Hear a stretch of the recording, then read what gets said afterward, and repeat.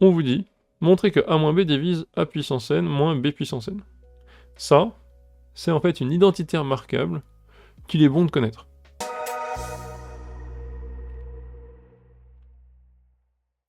Alors c'est pas a plus b puissance n avec le binôme de Newton, c'est quelque chose d'autre.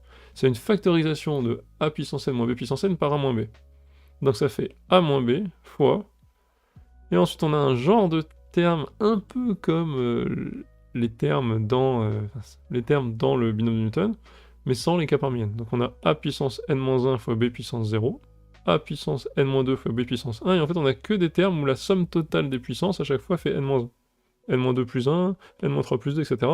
Et puis ça s'inverse, on a les puissances de a qui diminuent, de n-1 à 0, et la puissance de b qui augmente de 0 à n-1.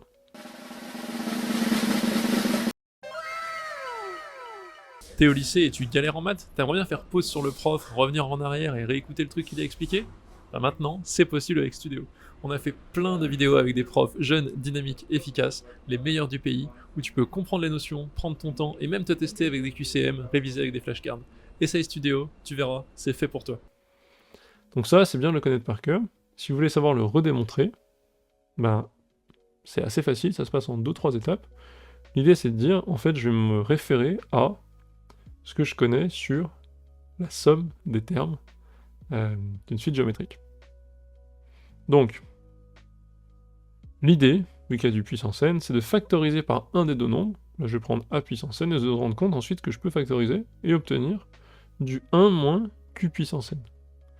Sauf que 1 moins q puissance n, je le connais. 1 moins q puissance n, c'est égal à quoi? C'est 1 moins q fois 1 plus q plus 3 petits points plus q puissance n-1.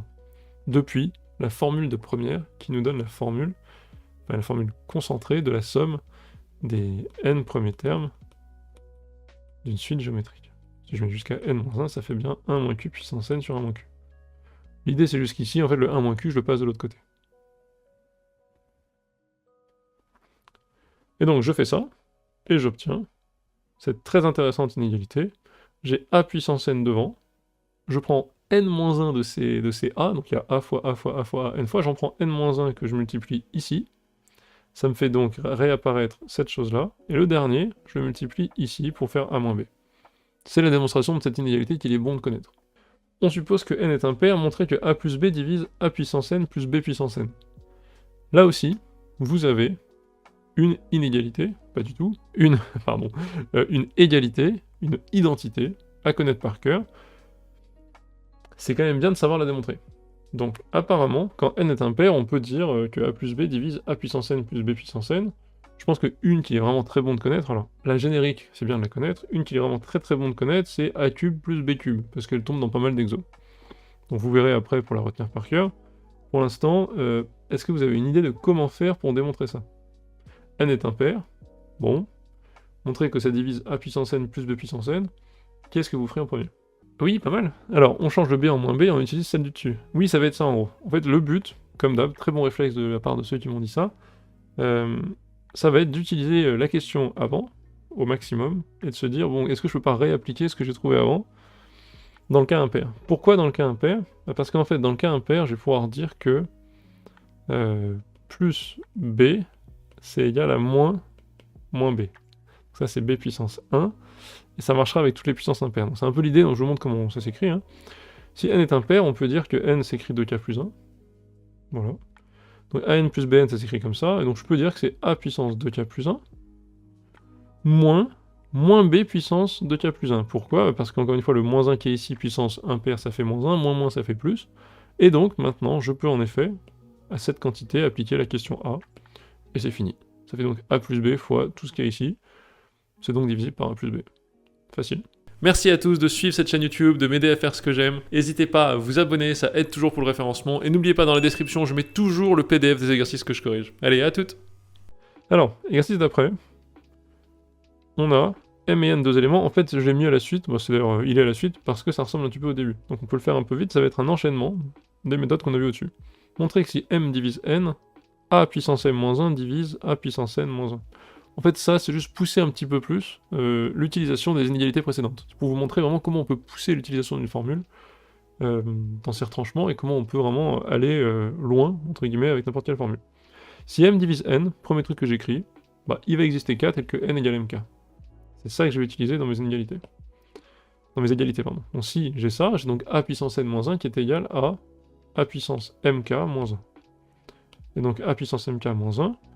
Astucieusement, vu que j'ai envie de factoriser par a moins b, et moi j'aimerais voir apparaître un a puissance m moins 1, je considère a puissance m fois k comme a puissance m le tout puissance k. Si je faisais a puissance k le tout puissance m, ce serait pas faux, mais ça m'amènerait nulle part.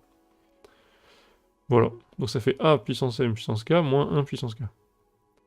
Bah, le tout ensuite c'est d'appliquer la question précédente, et j'obtiens a puissance m moins 1 fois quelque chose.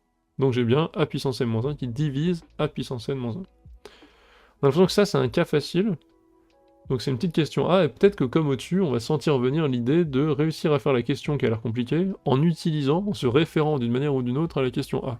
C'est souvent ça qu'on fait dans les bons exos. Deuxième question, on suppose que le reste de la division qui vient de n par m et r, donc c'est un cas général, là on avait un r égale 0 dans la question A, montrer que le reste s'écrit a puissance r moins 1, on écrira explicitement une identité. Donc là en gros ça veut vous dire une identité, ça veut dire essayez pas de me faire une démonstration un petit peu genre récurrence, une démonstration par des manières, comment dire, par des manières autres, allez plutôt me démontrer ça avec du calcul brut. Bon bah écoutez, qu'est-ce que je fais? Je repars comme au-dessus, j'ai a puissance n moins 1 égale a puissance mk plus r le tout moins 1, et là je suis embêté parce que a puissance mk plus r c'est a puissance mk que j'apprécie vachement, parce que ça je l'ai dans la question A, mais fois a puissance r, qui lui me gonfle un peu. Donc ce que je vais faire, l'astuce, ça va être de dire, mais attends, moi ce que je veux, en gros c'est du a mk moins 1. Donc, je vais un peu forcer mon a puissance r, là, je vais forcer une factorisation en mettant en facteur a puissance r, comment dire, si je mets en facteur a puissance r fois a puissance mk, et que moi je veux du a puissance mk moins 1, je vais faire apparaître du moins a puissance r. Et en gros, je vais faire apparaître le terme que j'aimerais bien voir. C'est vraiment la technique, la petite technique de calcul qu'on va utiliser tout le temps en prépa, c'est pas s'embêter, et quand on veut quelque chose qui nous arrange, on l'ajoute. Par exemple, si j'ai x sur x plus 1, bah, je vais faire x plus 1 en haut, moins 1, il faut toujours compenser, hein, sinon ça marche pas, bien sûr, c'est pas de la magie, sur x plus 1. Pourquoi je fais ça? Pour faire apparaître la même chose en haut qu'en bas. Ça me donne une expression beaucoup plus simple à étudier. Ça, c'est une forme canonique de fonction homographique, donc en soi direct, je peux tracer la fonction. Ou en tout cas, elle est plus facile à dériver si vous ne le voyez pas tout de suite.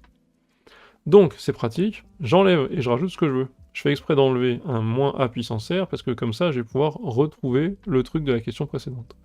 Je le rajoute, mais en soi, je vois que ça me dérange pas trop, parce que en rajoutant ce truc que j'ai enlevé, ben, j'ai l'air de faire apparaître quand même le terme dont j'ai envie de montrer qu'il est le reste. Et donc, qu'est-ce que je fais? Je peux mettre a puissance r fois a mk moins 1, comme précédemment, et donc comme précédemment, j'utilise la question a et j'obtiens ce truc-là. Et donc, si je veux, je peux un petit peu simplifier cette écriture, dire bon, ok, il y a tout ce terme-là avec a puissance r, je peux écrire que donc a puissance r fois tout ça, c'est en fait un genre de q fois a puissance m moins 1. Et donc j'ai a puissance n moins 1 égale a puissance m moins 1 fois q plus a puissance r moins 1. Le dernier truc que je dois justifier, c'est que ce truc-là est bien un reste. Et pour être un reste, il faut qu'il soit absolument plus petit que a puissance m moins 1. Mais en fait, vu qu'on sait que R c'est le reste dans la division euclidienne, par définition, on a quelque chose que j'ai oublié d'écrire, R appartient à 0, m-1. R est plus petit que m-1, plus petit ou égal. Donc A puissance R-1 est plus petit que A puissance m-1, c'est donc bien un reste, c'est démontré.